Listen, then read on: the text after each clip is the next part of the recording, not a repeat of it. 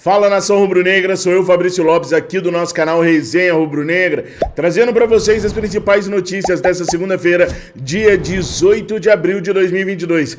Nação, mais um mês já tá indo embora aí, né? Pois é, nesse vídeo aqui eu quero falar para vocês sobre as mudanças que aconteceram no time do Flamengo para que o time agora esteja voando do jeito que esteve ontem contra o São Paulo e também contra o Tadieres. Vou falar também sobre o confronto entre Flamengo e Palmeiras que acontece nesta quarta-feira. E é claro, tem muita, mas muita informação para vocês, por isso fiquem até o final do vídeo, porque é um vídeo importante que vai gerar debate e eu quero ver vocês comentando aqui nos comentários do canal sobre a sua opinião. O que vocês acham, o que vocês pensam sobre tudo aquilo que nós vamos falar aqui para gerar um debate saudável, um debate legal para a gente poder trocar essa ideia. Antes de tudo isso, bora falar sobre o OneFootball, o maior e melhor aplicativo de futebol do mundo. Com o OneFootball nós podemos ver a reta final da Bundesliga, o campeonato alemão. Também podemos ver os scouts dos jogos do Mengão queridão. Tudo isso de graça. Tem para iOS e Android. O link tá aqui na descrição desse vídeo. Então corre lá, baixa agora o OneFootball, o maior e melhor aplicativo de futebol do mundo. Nação, seguinte, Flamengo voltou a treinar hoje às 8 horas da manhã. Não teve folga para o time, que nesta quarta-feira enfrenta o Palmeiras às 19h30 no Maracanã. Então a equipe do Flamengo ficou com a agenda desta segunda-feira, treino às 8 da manhã e treino na terça-feira às 8 da manhã também.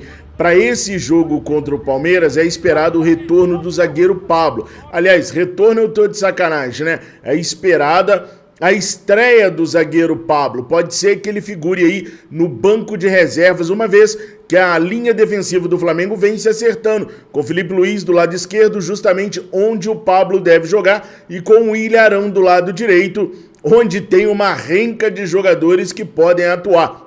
O Ilharão vem recebendo muitos elogios do técnico Paulo Souza, fez um jogo simples ontem, ajudou muito na saída de bola, foi muito seguro na bola aérea e também foi muito seguro nas interceptações que fez. O Arão, quando elogiado, quando bem tratado, quando faz o simples, ele joga direitinho sim, e jogou direitinho ontem. Muita gente colocando na culpa do Hugo e do Arão a situação do gol de São Paulo. Eu não vejo assim, gente. Pra mim é 100% de culpa do Rodinei. Ah, Fabrício, mas era pro Arão tá marcando o Caleri, não era pro... Gente, futebol de verdade não é videogame. Futebol de verdade, o atacante presta atenção onde ele vai cair. Ou vocês acham que o Rogério Ceni não falou pro Caleri que o Ilharão é muito bom no jogo aéreo, que o Davi Luiz é muito bom no jogo aéreo? Ele foi cair em cima do pior da linha defensiva que no jogo aéreo, que é o Rodinei. Aliás, o Rodinei não é só ruim no jogo aéreo, ele é ruim para observar o que está acontecendo ao seu redor. Foi exatamente por isso que nós tomamos o gol. Se o videogame, se o futebol fosse igual ao videogame, né? Que você pode pegar um jogador e colocar ele exclusivamente marcando o outro e os dois iam ficar num duelo o jogo inteiro, poderia ser que a culpa não fosse exclusiva do Rodinei. Mas o futebol é dinâmico, não é videogame. É o cara que cair no seu setor que você tem que dar conta. A marcação do Flamengo não é homem a homem, é marcação por zona. Então caiu no seu setor, você tem que dar conta de se organizar. Nesse 3-5-2 que o Flamengo joga, 3-4-1-2, enfim, a linha de 3 zagueiros é quando a gente evolui, virando às vezes até uma linha de 2 zagueiros, como eu já expliquei com vocês quando a gente está atacando. Quando a gente está defendendo, às vezes, o ala esquerdo fecha pelo lado esquerdo e junto com o ala direita fechando pelo outro lado, a gente fecha numa linha de 5. Mas é treinado para que se feche sempre uma linha de 4, com o Felipe Luiz abrindo na esquerda, aí o Davi Luiz abre na entrada da área pela esquerda, o Arão pela entrada da área na direita e o ala direito fecha a lateral direita. O Caleri caiu em cima do lateral direito, a culpa é exclusivamente do Rodinei, como foi em outros jogos. O Rodinei tem até algum talento para atacar, também não é nada fora do comum, não é nada acima da média, ele tem algum talento para atacar. mas para defender, ele é o jogador mais irresponsável que eu já vi. Muita gente fala que o Rodrigo Alvim foi pior do que ele, que o Maurinho foi pior do que ele. Esses caras eram tecnicamente inferiores ao Rodinei, mas eles, consciência tática, eles tinham mais 10 milhões de vezes a mais do que o Rodinei. O Rodinei é o jogador mais irresponsável que eu já vi no Flamengo. Maurinho, Rodrigo Alvim, por mais defeitos técnicos que eles tinham, eles sabiam que tinham que marcar, eles sabiam o posicionamento deles e não ficavam viajando na maionese igual o Rodinei fica, não. Para mim é um abuso com o torcedor rubro-negro o técnico Paulo Souza manter ainda o Rodinei por tanto tempo em campo, mas foi esperto, colocou Maurício Isla. Vamos torcer que se no próximo jogo contra o Palmeiras o Mateuzinho não estiver à disposição, porque dificilmente estará, ele entre com o Isla e não com o Rodinei, porque não tem condições do Rodinei ser jogador do Flamengo. Acho que tá bem claro para todo mundo, né? Nação, senta o dedo nesse like, se inscreva no nosso canal, aliás, se inscreva na família de canais Fla Nação VP, começando pelo Fla Nação VP, vindo aqui e se inscrevendo no Resenha Rubro-Negra, lá no canal de cortes. Hoje eu coloquei 5 minutos do vídeo das notas dos jogadores, dá para dar um pulinho lá e dar uma conferida, 5 minutinhos, vocês conseguem saber tudo que está acontecendo no Flamengo.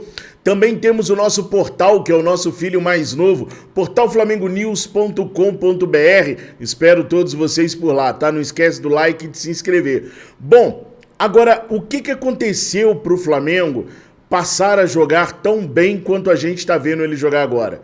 Tem um amigo meu, o Mário, do nosso grupo de membros no WhatsApp, que ironicamente disse hoje de manhã que o Flamengo mudou a água no Ninho do Urubu.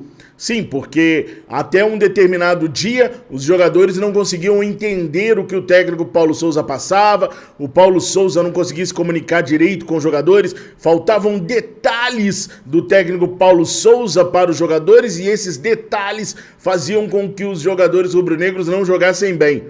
Daí no dia seguinte, os jogadores passaram a entender o Paulo Souza e a jogar maravilhosamente bem. Segundo o Mário, é porque nesse intervalo de um dia para o outro, trocaram a água do Ninho do Urubu. É claro que ele está sendo irônico, porque ele sabe que foi uma conjunção de fatores que fez o Flamengo melhorar como o Flamengo melhorou. Por exemplo, a boa vontade dos jogadores. Aquilo que a gente viu na final do Campeonato Carioca é pra gente nunca mais esquecer. É pra gente guardar que os jogadores derrubam sim treinadores ou tentam derrubar jogadores. E pra fazer isso, usam de todos os subterfúgios que têm ao seu alcance. Ou vocês acham o São Paulo pior que o Fluminense? É claro que não é. O São Paulo é um time muito melhor individualmente, tecnicamente, organizacionalmente do que o time do Fluminense. Só que na final do Carioca os caras não queriam vencer. Os caras não queriam dar um título pro técnico Paulo Souza para ele não ganhar força no Flamengo. Mas então, afinal de contas, o que aconteceu para os jogadores passarem a jogar melhor? Pessoal, a minha obrigação junto a vocês é elucidar algumas dúvidas que vocês têm com informações que eu consigo apurar. O que aconteceu foi primeiro a pressão do torcedor rubro-negro. Os jogadores até esperavam protestos na porta do Ninho do Urubu, mas achavam que esses protestos respingariam um pouquinho neles e muito no técnico Paulo Souza. Não foi assim. Os protestos foram direcionados aos jogadores, exclusivamente aos jogadores, e no mesmo protesto, os caras cantaram palavras de ordem a apoiarem o Paulo Souza. Isso já deixou os jogadores ressabiados. O grupo de jogadores do Flamengo, ele era todo subdividido.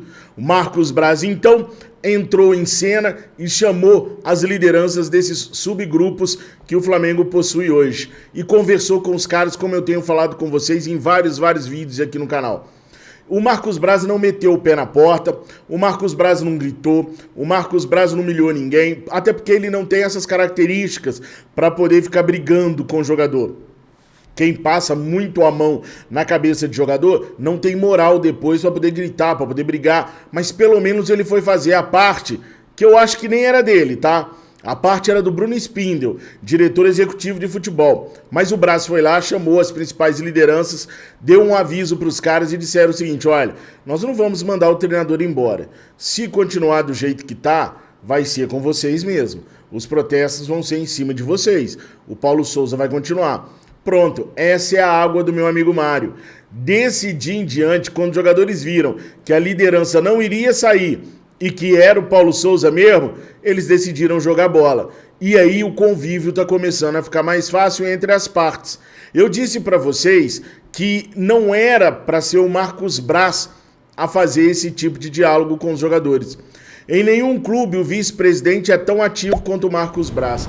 Eu defendo o Marcos Braz, não é isso. Eu quero que vocês entendam uma situação.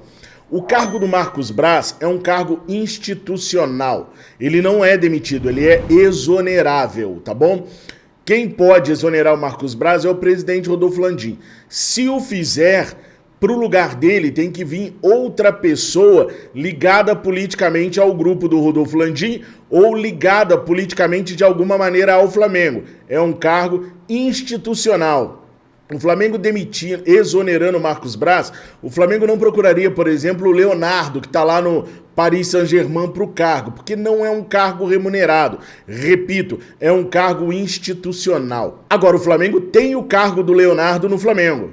É o cargo que o Bruno Spindel ocupa. O Bruno Spindel é o diretor executivo de futebol. Era para ser ele o cara a conversar com as lideranças do time. Era para ser ele o cara a dar a cara a tapa na maioria dos problemas do Flamengo. Se você aí do outro lado acha que o Braz erra muito, nós poderíamos reduzir esses erros do Braz se a gente tivesse um diretor executivo de futebol que realmente entendesse do riscado. Porque o Spindel não entende bulhufas, deve estar entendendo um pouco mais agora, afinal de contas já são quase 4 anos nesse cargo, né? Mas o Bruno Spindel, ele vem do marketing, é um homem de marketing, não é um homem de futebol. Ele foi colocado como diretor executivo de futebol a pedido do BAP, para ser os olhos e os ouvidos do BAP no futebol do Flamengo. Na verdade, o BAP sempre teve aquela rixa com o Marcos Braz e não queria dar plenos poderes ao vice-presidente do Flamengo. Queria que tivesse alguém ali contando para ele tudo que estava acontecendo. Por isso o Bruno Spindel caiu ali. A formação do Bruno Spindel não tem nada a ver com futebol.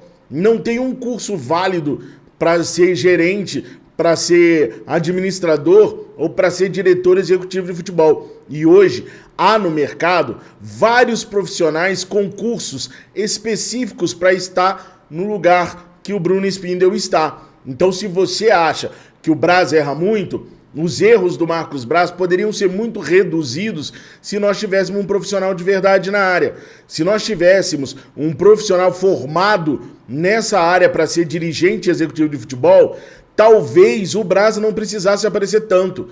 Talvez não caberia ao Braz escolher treinadores, porque a gente sabe que o dedinho dele é podre para escolher treinador, né? Tô torcendo pro Paulo Souza dar certo. Tô fechado com o Paulo Souza por enquanto, porque meu fechamento principal é com o Flamengo. Então, enquanto o Paulo Souza estiver servindo ao Flamengo para trazer vitórias e conquistas, para mim tá de boa. Na hora que não tiver mais, o meu fechamento é com o Flamengo. Vocês nunca vão me ouvir falar que eu tô romantizado, renatizado, Rogério Cenizado. Eu tô flamengualizado sempre. Essas bobiças comigo não cola.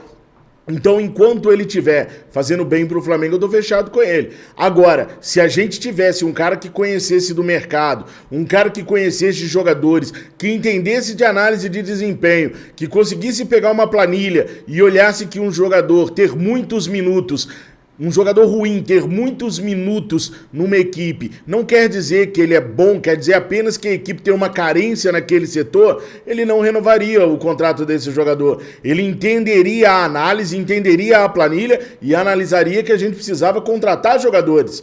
Os caras renovaram com Diego Alves, Diego Ribas e Felipe Luiz no dia 3 de outubro, porque eles olharam uma planilha de minutos e viram lá de tantos números que até julho o Diego era um dos caras que tinha muitos minutos. O que isso significa? Significa que ele jogou o Campeonato Carioca pra caraca. Que a primeira parte do ano são 19 datas para Campeonato Carioca. Significa que ele foi utilizado demais no Campeonato Carioca. Só isso, nada mais. Mas eles não conseguiram enxergar que essa minutagem alta de Diego Alves, era por uma questão de carência nesses setores e por uma questão do Campeonato Carioca. Aí os caras foram lá e renovaram com eles. Ou seja, deixaram a gente com um buraco. Porque o Diego Ribas raramente é utilizado. Raramente. A gente poderia ter um menino da base ali. O Diego Ribas hoje toma a vaga do Daniel Cabral, que é considerado no Brasil inteiro pelos dirigentes que trabalham nas categorias de base, pelos técnicos que trabalham nas categorias de base, o melhor volante da sua geração. O cara foi campeão sub-17, fez gol outro dia em jogo do sub-20, tem 19 anos, não sobe porque tem um Diego Ribas lá barrando a subida dele. Ah, o Diego é importante fora de campo, então vai virar diretor do Flamengo, vai estudar e vira diretor do Flamengo, né? Mas esse tipo de observação, só um profissional de verdade, formado na área, que vai conseguir ter frieza de análise para poder resolver o que está fazendo lá dentro. O cara que se deixa levar pelo calor da emoção, da paixão, do momento, ele não toma decisão nenhuma sábia, só decisão errônea, ou decisão na base da emoção, que acarreta como a gente estava esse ano, com o René encostado, com o Rodinei, que joga e não convence, nunca convenceu em 6 anos de Flamengo. O único ano que o Rodinei convenceu no Flamengo foi quando ele teve emprestado no Internacional e rendeu 1 milhão para o Flamengo. Temos um Diego subutilizado, porque não aguenta mais jogar em alto nível pelo Flamengo. Temos um Diego Alves subutilizado, porque também não aguenta mais jogar no ritmo que o Flamengo precisa. O Felipe Luiz estava indo pelo mesmo caminho. Deu uma melhorada nos últimos jogos, mas dificilmente terá contrato renovado para o ano que vem. Deve aposentar esse ano o Felipe Luiz. Enfim, a gente precisa de alguém que tome essas decisões de maneira mais assertiva. E uma das maneiras do Braz diminuir os seus erros era se ele tivesse alguém abaixo dele competente, o que a gente não tem. Bruno Spindel pode ser gente boa, pode ser um cara maravilhoso e tal, mas não entende nada. Faço minhas as palavras do Braz. Essa foi a frase mais falada do Bruno Spindel desde que ele assumiu o Flamengo. Podem pegar aí, pesquisem. Faço minhas as palavras do Braz. Então, pessoal, o cargo do Braz é um cargo difícil de substituir, por ser institucional e por estar cheio de cabeça de bagre na política do Flamengo. Agora, o do Bruno Spindel não. O do Bruno Spindel é um cargo profissional que o Flamengo poderia olhar com mais carinho para a gente ter um profissional com mais condições de tomar decisões. Afinal de contas, o Atlético Mineiro tem o Rodrigo Caetano, que é o diretor executivo. Não quero ele aqui, mas ninguém nem sabe o nome do vice-presidente de futebol dos caras lá. A gente tem que parar para pensar nisso também e começar a atingir o alvo certo. A gente precisa cobrar mais do Bruno Spindel. Quem sabe até ele faça um curso e vire o profissional que a gente precisa. Hoje ele não é. Para quarta-feira, esse jogo antecipado aí da 4ª rodada do Campeonato Brasileiro, a CBF já selecionou e definiu os árbitros para esse jogo. E acho que vocês não vão gostar nem um pouquinho. O árbitro para essa partida é o Wilton Pereira Sampaio, lá de Goiás. O VAR vai ficar com o bom Rafael Trace, de Santa Catarina. O VAR eu gosto. O Rafael Trace é muito bom no VAR. Eu gosto do VAR. Não curto muito o Wilton Pereira Sampaio. É um juiz que marca muitas faltas. O jogo com ele não anda. É um jogo picadinho de tudo. É um árbitro assim que eu não gosto pelo estilo de arbitragem. Mas o Flamengo até tem se dado bem. De 2020 para cá, quando é o Wilton Pereira Sampaio que apita. De 2020 para cá, no Campeonato Brasileiro, foram 8 jogos apitados pelo Wilton Pereira Sampaio do Flamengo. O Flamengo perdeu para o Atlético Paranaense por 3-0, venceu o Palmeiras fora de casa por 3-1 e venceu o Bahia por 5-0, isso tudo em 2021. Em 2020, tivemos um empate em 1-1 com o Red Bull Bragantino, tivemos a derrota para o São Paulo de 3-0, tivemos o empate com o Internacional em 2-2 no Beira-Rio, a vitória sobre o Santos na Vila Belmiro por 1-0 e a vitória em cima do Atlético Paranaense por 3-0. São 8 jogos no total, 4 vitórias do Flamengo, 2 empates e 2 derrotas. Então é um árbitro que não nos causa grandes problemas, já errou muitas vezes, já favoreceu muito o São Paulo. Se fosse Flamengo e São Paulo, aí eu ia ficar mais arredio com o Wilton Pereira Sampaio, porque vai gostar de errar a favor do São Paulo assim, lá em Goiás, tá doido? Agora, contra o Palmeiras, a escolha pra mim só não me agrada porque ele pica muito o jogo. qualquer faltinha ele para, qualquer esbarrãozinho ele para, o jogo não flui com ele. Mas vamos lá, o que vocês acham do Wilton Pereira Sampaio como árbitro de Flamengo e Palmeiras nessa quarta-feira? E mais, nação, sobre tudo que eu falei, sobre Braz, sobre Spindle, sobre diminuir os erros do Flamengo, sobre a água que os jogadores tomaram e do dia para o outro os caras passaram a entender tudo que o técnico Paulo Souza estava falando. O que vocês acham sobre tudo isso? Tá levantando da cadeira aí por quê, irmão? Tá achando que o vídeo já acabou, né? Que tá terminando o vídeo? Tá não, velho. Eu quero mostrar pra vocês agora as reações de flamenguistas e são paulinos depois desse massacre do Flamengo em cima do São Paulo. Ainda tem coisa pra gente falar nesse vídeo. Espia aí, olha. Vocês vão se divertir. Nação, espia só isso daqui, olha. Ideia, olha o gol que o cara faz, mano. O cara faz o gol assim, ó. Não, mas. Mano. Ele tava parado. O cara vai marcar o Marinho, não se mexe, o Marinho passando o pé em cima da bola pra lá e pra cá. O cara não tem capacidade de dar um bote, cara. Que. Eu tô vendo. Toda vez tomar um monte de gol também pro Flamengo. Vai se. Calma. Eu tô vendo. Ó, eu não vou assistir mais jogo contra o Flamengo. Eu não assisto, não dá mais jogo contra o Eu tô Flamengo. vendo um filme, mano. Foi exatamente assim, o 5x1, mano. Bizarro, um gol atrás do outro, falha, ele em cima toda hora, gol besta. Olha. Ó, Rafinha, mano. O cara tá. Olha isso. Sozinho. Feliz, né, por mais uma assistência, mas principalmente pela vitória, a equipe suportou bem, a equipe de São Paulo, sabia da dificuldade, da qualidade da equipe dele.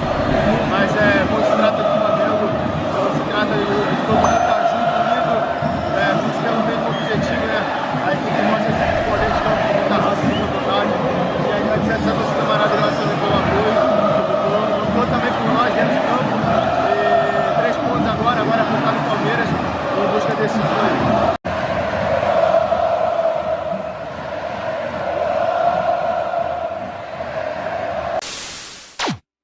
Comentem, mas comentem pra caraca aqui. E lá no portal também dá pra vocês comentarem as matérias, tá? Eu adoro quando vocês comentam porque eu leio tudo. Eu já leio aqui no YouTube, vou passar a ler lá no portal também. portalflamengonews.com.br é o local que eu te espero pra você ler as notícias do Flamengo. Escrevo muito por lá também, então seria um prazer pra mim tê-los lá lendo e comentando. Mas comenta aqui também nesse vídeo que é importantíssimo para mim saber a sua opinião. Por enquanto é isso, agora nós vamos torcer para a cirurgia do Matheus França ser hiper mega bem sucedida, para o garoto voltar no segundo semestre com a mesma bola ou melhor ainda do que ele já era quando estava entrando com o técnico Paulo Souza, que sempre teve muito carinho pelo menino, né? Força, Matheus França! Estou e tenho certeza que a nação rubro-negra toda está em torcida e orações para que tudo dê certo na sua cirurgia. Falou, moleque? Estamos contando com você. Pessoal, por enquanto é isso. Deixa o seu like, se inscreva nos nossos canais, compartilhem os nossos vídeos. Fiquem com Deus. Saudações rubro-negras!